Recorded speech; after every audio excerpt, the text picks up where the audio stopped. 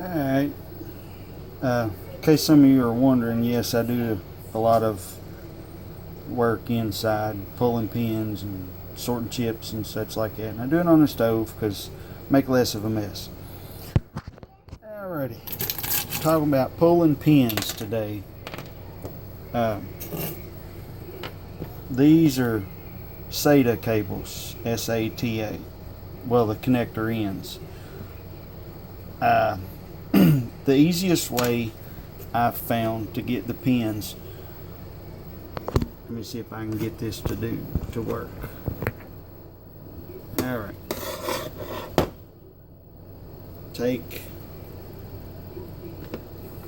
I've lost my cutters. There we go. See the end there? It's got that lip. Just give it a little squeeze until you hear it pop. 99% of these pins are just going to be plated on the very tip. So from there is all you need.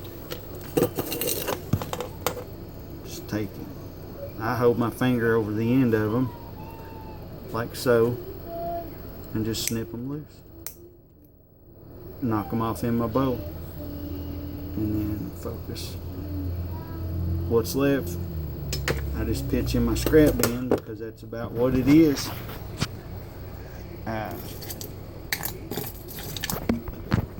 The ones like this for the SATA power, if you notice right there how it's got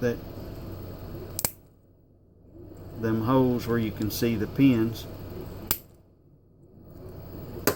Just snap them right there. Pulls right apart. And again,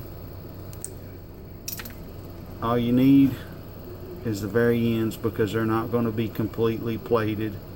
If they are, well, that's great, but if not, just cut them back in here somewhere. Drop the end where the connection's made, and it'll look, you can see that, sort of like a fork.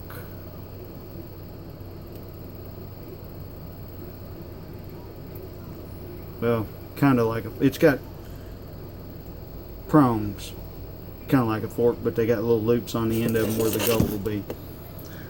But it's hard to do. I need a camera stand or a phone stand. That's all it takes. There's all kinds of connector ends with gold in them. But those are the ones I wanted to touch base on today. Hope this video helps. Again, comment, like, subscribe, dislike. Leave me a nasty comment. I don't care, they're all accepted. And I will do my very best to reply to everybody. I